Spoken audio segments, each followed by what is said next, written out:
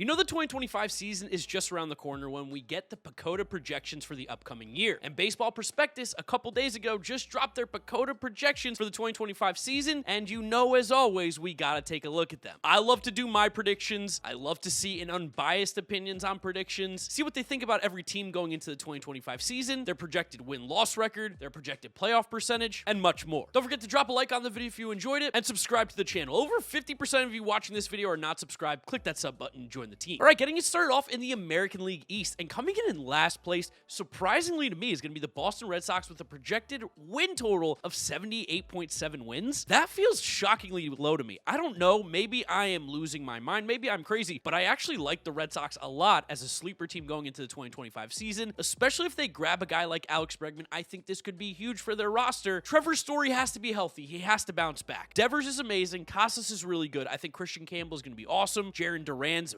very good. Wilyer Abreu is a solid player. And Roman Anthony, I think, is going to break camp out of spring training. He's way too talented. Garrett Crochet on the pitching side, they've improved the bullpen. This Boston team feels better than it was last year, and they were a borderline playoff team in 2024. So for me, I can't really wrap my head around giving them a 14% chance to make the playoffs, and 78.7 projected wins wouldn't have been where I got. In fourth place, they've got the Tampa Bay Rays at 82-80. This one, to me, a little more confusing. I don't think the Rays roster right now is capable of being necessarily a above 500 team. There are a lot of talented players, and I like some of the moves that they have made. Grabbing a guy like Ha-Sung Kim will be impactful to this team. And the pitching staff is still loaded, and the bullpen's going to be great, and maybe that's why the Rays are coming in fourth place here with an above 500 record, but it feels like this might be the year where they start to tear it down even more, get rid of guys like Yandy and anybody else who's on some expiring contracts, because this is just not a team that can win the World Series in the current state that it's in. They gave them a 32% chance, so they think there's more than double the chance that the Rays make the playoffs with the Red Sox. Again, call me crazy, but I don't see it. I hate doubting the Rays, but this year I definitely am going to. Third place, you've got the Toronto Blue Jays, 84.2 wins. As the resident Toronto Blue Jays hater, according to Twitter, this one surprises me. I don't love the Blue Jays roster right now. I think Anthony Santander was a nice signing, but there are some concerns in this game. Like, I didn't really want him on the Mets. He can't even play that card, but I'm definitely worried about the on-base percentage with a guy like Santander. 40 homers is sick, though. That's disgusting. The power's legit. Vlad's awesome. Bo Bichette coming back from injury should be better. Andres Jimenez was an interesting move. I mean, he's a great defensive second baseman, but he can't really hit right now. George Springer, Dalton Varsho still out in the outfield. But then you have some weird spots where, like, Will Wagner's projected to hit fifth right now. Ernie Clement, Nathan Lucas. The starting pitching is good, but it is definitely one injury away from being terrifying. Jeff Hoffman's really good, but we know that maybe his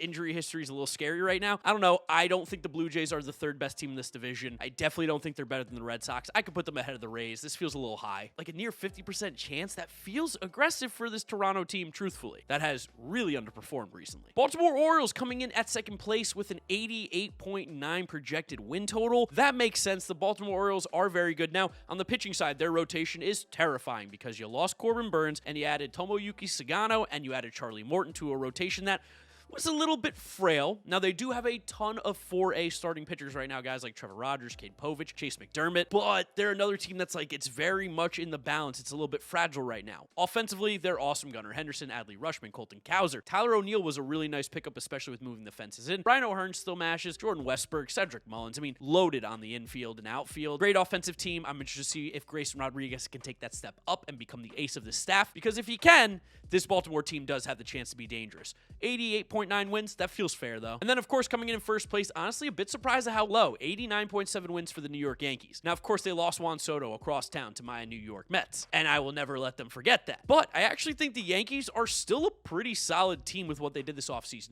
Take away the length of the contract that they gave to Max Fried. He's a good pitcher in this upcoming season. He's going to be good for them in 2025 in a rotation that is absolutely loaded. Their bullpen is fantastic, even with losing Clay Holmes. Still very good. And then offensively, Jazz Chisholm was amazing. I don't know if enough people are talking about how good Jazz was in the second half with the Yankees. He's a legit player. Cody Bellinger is going to pop off in that stadium. Paul Goldschmidt also has the ability to pop off in that stadium, and by pop off, I mean just be like a 15% better than league average hitter, which is super attainable. And you still have Aaron Judge. You got Jason Dominguez who's going to play a full year. Austin Wells. Volpe should improve. I know they have some holes, but I think this Yankees team is probably the best team in the American League right now. I'm surprised that they have the win total under 90, though. They do have the highest playoff percentage, though, at 77.6%. So kind of similarly, they agree that the American League is a little bit wide open right now. Moving on to the American League Central, getting us started in last place, of course, going to be the Chicago White Sox with 61.5 projected wins. I don't hate that. I mean, I think we got to see them win some games before we start putting them even close to the 60 win total. I think that organization could be headed in the right direction. It seems like the new front office is a little bit smarter and definitely a lot better at player development. A lot of the guys in their minors have looked really good. I'm excited to see what Colson Montgomery can do at the major league level if they actually give him a chance this year, which they very much should. Kyle Teal, Edgar Cuero should get chances behind the plate. Can Luis Robert wake up from being as bad as he was the previous year? But that starting rotation is shockingly bad, which is, again, why I say I'm a little skeptical of 60 wins. When you have a rotation of Martin Perez, Jonathan Cannon, Davis Martin, Sean Burke, and Bryce Wilson, I don't know how you get past the third or fourth inning in most games. It's terrifying. Fourth place, sub 500. Wow, projected 79.9 wins. The Detroit Tigers. See, I think the Tigers are a better team than the Tampa Bay Rays, and they play in a weaker division. That's super shocking to me that they have them this low. Now, it's a 25.5% chance to make the playoffs, which is still better than the Red Sox, which I think, again, the Red Sox are a better team. I'm shocked the Tigers are this low. I know they got a little bit lucky last year. I don't think that roster last year was a playoff contender necessarily, but I like the addition of Glaber. Riley Green is going to transcend this year. He's going to be a legit all-star, top quality player. Kerry Carpenter's awesome. I really like Matt Vierling a lot. I guess they do have some weak spots in the infield. Like, you still got to have Colt Keith step up and Jace Young and Trey Sweeney. Like, those guys are definitely question marks. But on the pitching side, I love bringing back Jack Flaherty in that ballpark. Tarek Skubal's amazing. Reese Olson, Alex Cobb, Casey Mize. That's a really nice starting five. And then the bullpen, they just get the job done. Like, it's funky. It's weird. They brought in Tommy Kahnle. I like a lot of the additions. I don't see them as a sub 500 team this year. Like, I kind of see these next four teams all around each other like they were again. They kept it pretty close here with Cleveland coming in at 80.3 projected wins in third place. Cleveland's a bizarre team. Like, on paper, it just doesn't really make sense. They shouldn't be this good. But then you see Steven Kwan's great, and Jose Ramirez is one of the best hitters in baseball. Adding Carlos Santana, not really losing that much from Josh Naylor. Josh Naylor's a better offensive power bat, but Carlos Santana was awesome last year. They are going to be rocking with some young players this year. Juan Brito maybe, Morbo Naylor. Got to see what Kyle Manzardo's got. John Kenzie. But on the pitching side, that's always where their money, and especially in the bullpen, probably not a better bullpen in baseball in terms of stuff. And they added Paul Sewald, who is a great middle relief option. And sneaky, keep an eye out for Luis L. Ortiz. I expect a pop-off from him now in Cleveland. Second place in that division, Kansas City Royals, 81.3 projected win-loss record. Surprised that they're not getting a little bit more of a bump. Now, I guess a lot of the heavy lifting was done last year by one player, and one player being Bobby Witt Jr. But Vinny Pasquantino is going to step up. I like Salvi still. Jonathan India, I think, is going to be a nice little pickup for them. The rest of that lineup is disgustingly not very good. But pitching-wise, I love what they've done. There's like 6-7 starters deep. They added Carlos Estevez to that bullpen already with Lucas Ursig, Hunter Harvey, John Schreiber, some really good names out there. They are going to get Kyle Wright back probably at some point. They have Cole Reagan, Seth Lugo, Waka, Lorenz, and Bubich. I really like everything that the Royals have done, and I think this is a team that is, again, better than they're getting credit for still. And then coming in first place is going to be the Minnesota Twins, who have a projected win total of 86.2, which is by far the most in the division, a 63.6 playoff percentage points. That is more than double second place, the Kansas City Royals, who are at 31.7. The Minnesota Twins are just that team where they just might not have any dog. They might just be a bunch of losers, and I don't like saying that because I like a lot of these players. Like, I like Correa, I like Byron Buxton, I like Wallner, Royce Lewis, Brooks Lee, Ryan Jeffers. On the pitching side, I love Pablo Lopez. Love him. Bailey Ober is awesome. The bullpen is disgusting with Duran, Jax, Cole Sands. They added Danny Coulomb. Like, this team should be good.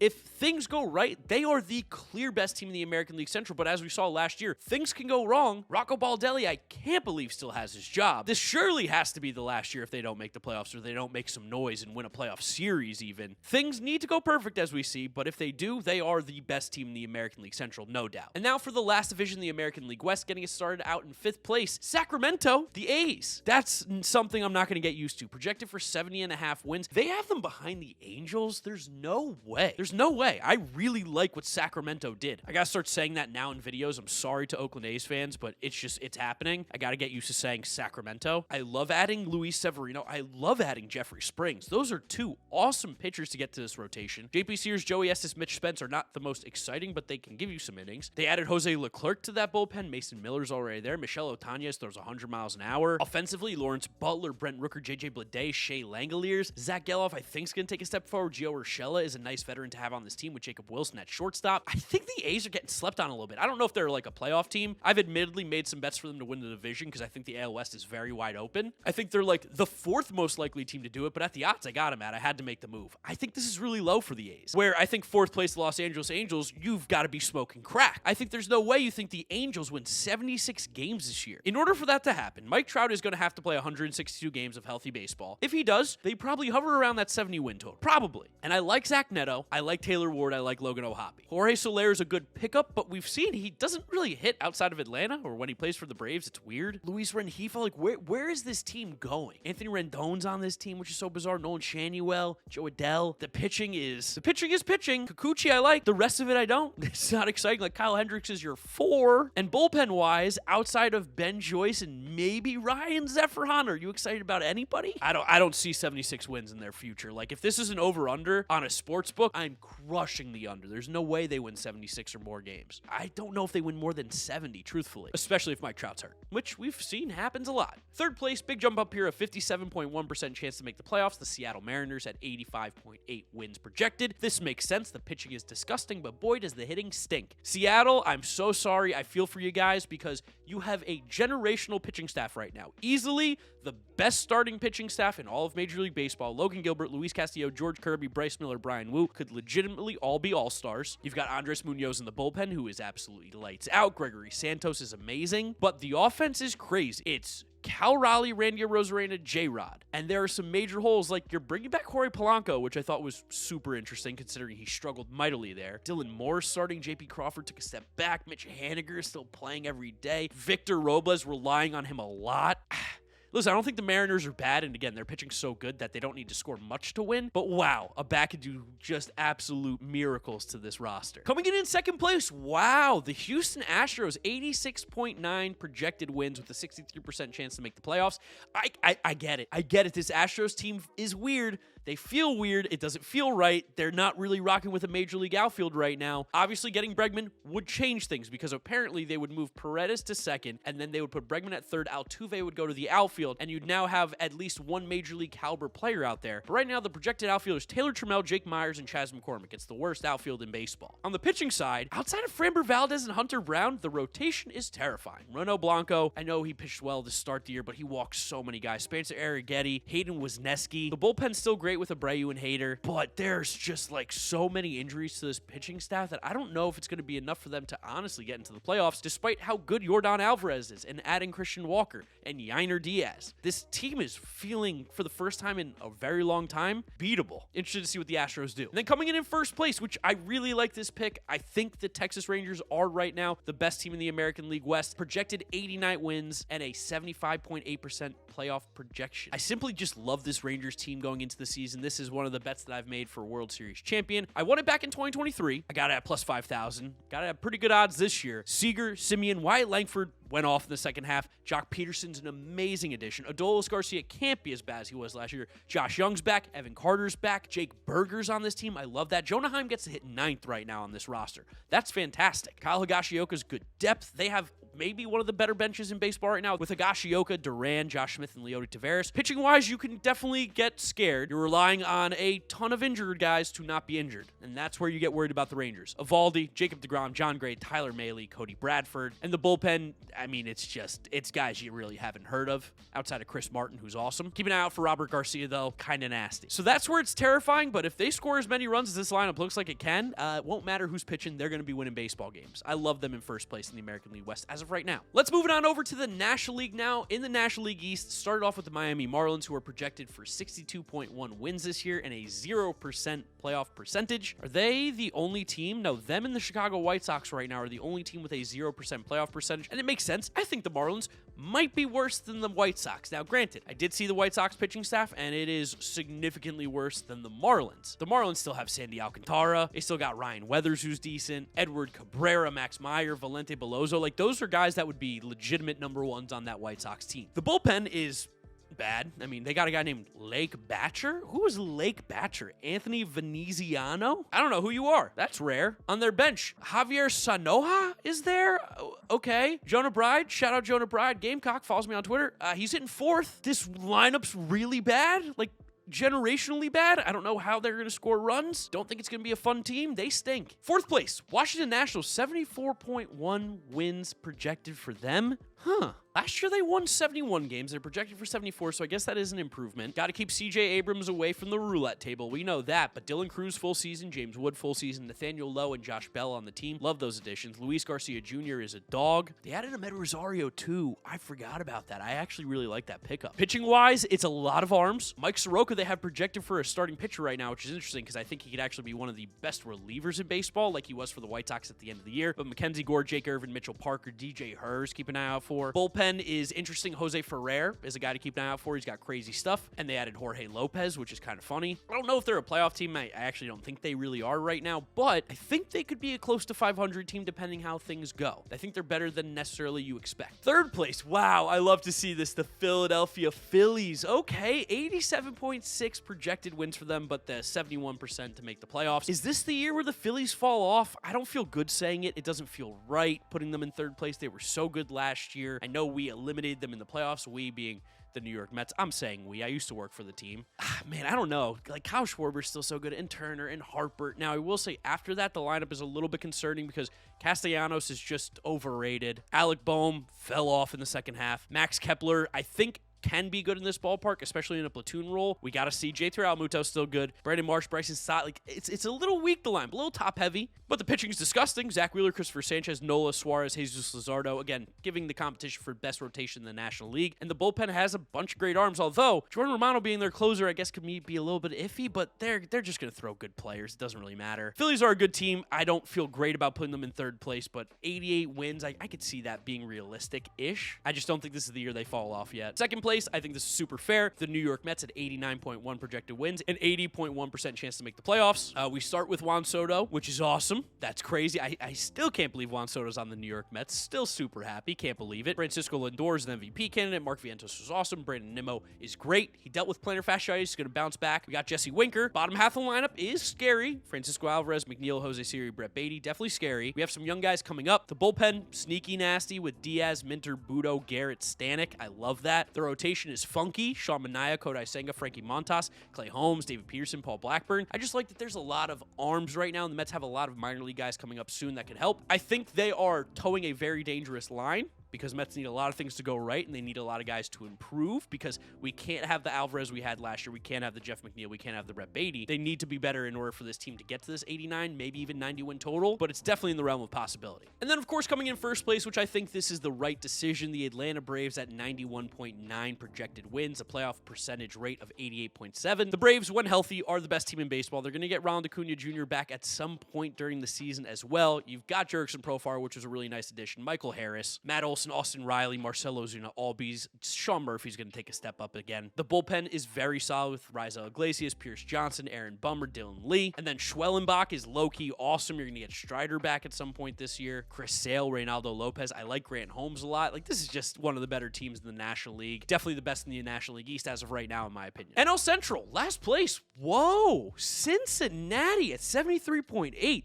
That is shocking to me that they have the Reds this low. Why and how? What is the reasoning for this? Because you look at their rotation, and I like Hunter Green. Brady Singer's going to be weird pitching from what was Kansas City to now Cincinnati. Andrew Abbott, Nick Martinez, Nick Lodolo. Like, I like the rotation. The bullpen has some interesting arms with, like, Alexis Diaz. They got Taylor Rogers. Got Graham Ashcraft in there who could be fun. Tony Santillan, Sam Mole, Emilio Pagan. The lineup, I like it. I don't see this. I don't see them as the worst team in the NL Central, especially when I expect Ellie De La Cruz to take a big jump forward. And if he does become an MVP candidate player, it doesn't make any sense to me. I really don't see why they're so much lower than a lot of these teams. 73.8 feels crazy. 75.2 for Pittsburgh in fourth. See, like, that one makes a little bit more sense to me. I think the Pirates, again, could be sneaky. If they ever spend any money, they have a chance to really make some noise because their starting rotation, 1, 2, 3 in a playoff series would be terrifying with Paul Skeens, Mitch Keller, Jared Jones. You're going to get Bubba Chandler up at some point. You're going to get Braxton Ashcraft up at some point. You're going to get Thomas Harrington up at some point. Like, they've got reinforcements coming. The bullpen is a little bit sketchy. It's not my favorite, and the lineup is definitely bizarre. Like, I don't know where you get production outside of Brian Reynolds and O'Neal Cruz, maybe Joey Bart. So that's why I think this like 75, 76 win total is fair. I still can't believe the Reds are 73.8. That's crazy, especially because seeing in third place the Cardinals. Stop. What do we like about the Cardinals? One, we know they're selling. Two, this is like possibly a horrendously bad team. If they get rid of Helsley, like, the bullpen's just got nothing. It's got zero if they get rid of Helsley. Even with them, they've got kind of nothing. The lineup kind of has nothing. Like, Wilson Contreras mashes. I don't dislike many of these players, but they're all just kind of okay. The rotation, like Sonny Gray is kind of the only thing I care about. Andre Palante's fun. The rest of it is like Steven Matz, Miles Michaelis. So like, I don't know, man. This Cardinals team feels like they could be stinky like they have been the last 2 years. Milwaukee at 80. No respect for the Brewers. I think they're one of the teams that like has made almost no moves this year. I know they brought in Caleb Durbin because they traded Devin Williams, which was interesting, but that's what the Brewers do. They don't care. They're going to have a million arms in the bullpen. Like, they traded from Nick Mears from the Colorado Rockies, and he's disgusting. Trevor McGill's awesome. The rotation, Freddie Peralta, Brandon Woodruff, Savali, Tobias Myers, Nestor Cortez, is the most Brewers rotation ever. It's almost as Brewers as the New York Mets are. And Jackson Chourio is awesome. Christian Yelich is awesome. William Contreras is awesome. Garrett Mitchell's awesome. Like, I love a lot of the players on this team. I know I was a Brewers hater last year, but I'm a Brewers believer this year. I don't think they're a sub 500 team. I don't think second place is going to finish below 500 in this division. That's kind of crazy, especially when you see the Cubs in first place, which isn't insane,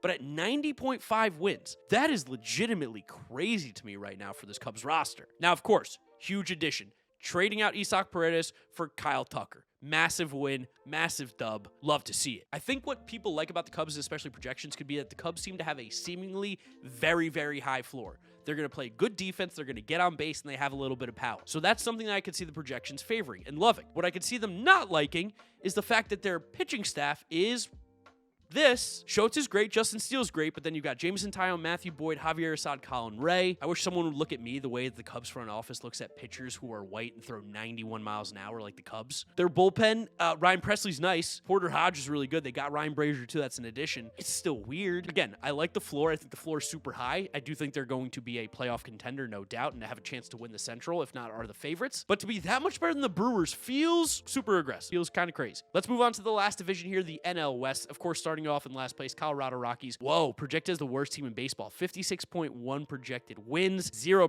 playoff percentage.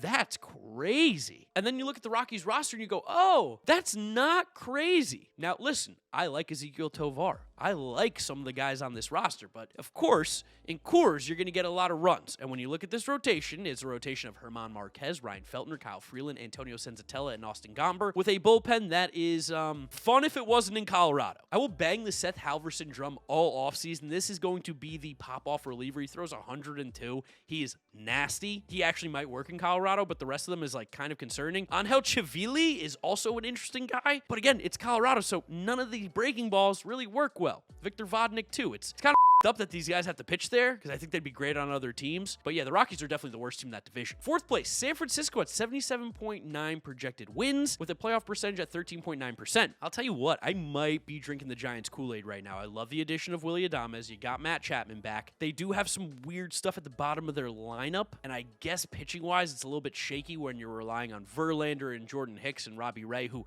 have not been very reliable the last few years. The bullpen's still going to be good. It's going to be fun. I guess they are the fourth best team in that division. I don't know. It's between them and the Padres. It's a coin flip. I could see the Giants going ahead of the Padres, truthfully. Here, of course, they have the Padres ahead of the Giants. Third place, 82.2 projected wins, a 35.3% projected playoff percentage. I feel bad for Padres fans. It sucks that their owner died last year. Peter Seidler was an awesome owner, maybe one of the best in baseball. They were going for it. Now there's a fight between the family, whether or not they want to sell or keep the team. They're not spending any money. They have no RSN. Like, they're getting screwed. And it sucks because they have talented players. Luis Reyes, I think, is overrated, but he's a good baseball player. He's not bad by any means. He's just not Tony Gwynn like people make him out to be. Fernando Tatis is awesome. Jackson Merrill is awesome. Manny Machado is awesome. Xander Bogaerts is going to bounce back. The problem is Tirso Ornelas is in this lineup. Elias Diaz, Eggy Rosario. The bench has guys that you probably forgot played baseball, like Mike Brasso, Brandon Lockridge. I don't know who you are. I don't know who Brandon Lockridge is. He's a 28-year-old rookie. Pitching-wise, Dylan Cease and Michael King and Yu Darvish are awesome. Randy Vasquez and Matt Waldron are not. The bullpen is disgusting, so I think that's the one thing that might push them ahead is that their bullpen, if they get a lead, they're not going to give it up. But this Padres team's in such a weird place, and apparently they're going to sell, so we got to keep an eye out for that. Second place is going to be the Arizona Diamondbacks, which I wholeheartedly agree with. 87.1 projected wins, a playoff percentage at 67.8%. I love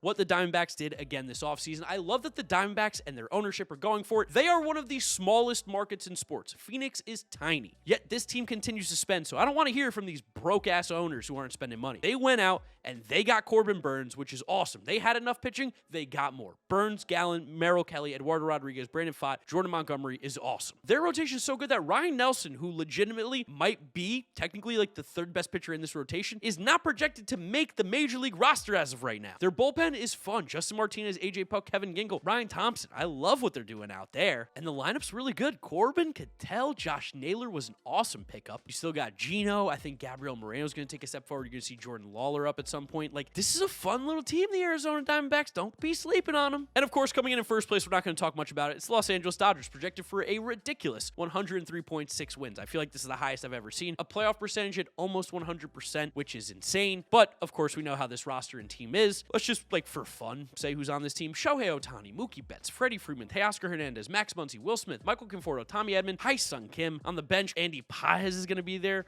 Rotation, oh, that wasn't enough for you? How about Shohei Ohtani, Blake Snell, Yoshinobu Yamamoto, Tyler Glasnow, Roki Sasaki, Tony Gonsolin, Dustin May. The bullpen, guess what? There's more. Tanner Scott, Kirby Yates, Blake Trinan, Michael Kopech, Evan Phillips, Anthony Banda, and Alex Vesia. Oh my God, I don't even want to talk about this anymore. They're fucking good. We get it. All right, maybe that was just me getting angry. I'm recording this at 1:45 in the morning because I'm a freak and I like to record late at night. But hey, we got you a video. The PECOTA projections. I'd love to know what you think about them down in the comment section below. It's becoming a little tradition on the channel that I react to them, so hopefully you guys did enjoy it. If you did, drop a like on the video and don't forget to subscribe as well. Follow me on all my social media, GiraffeNeckMarc. Links are in the description. That's where I'll wrap it up. You guys know the drill from here on out. YouTube recommends you watch this video. This is my most recent upload. Click through those if you have not yet seen them. I think I switched my hands. I don't like that, but I don't feel like re-recording it. So that's the end of the video. Goodbye, everybody.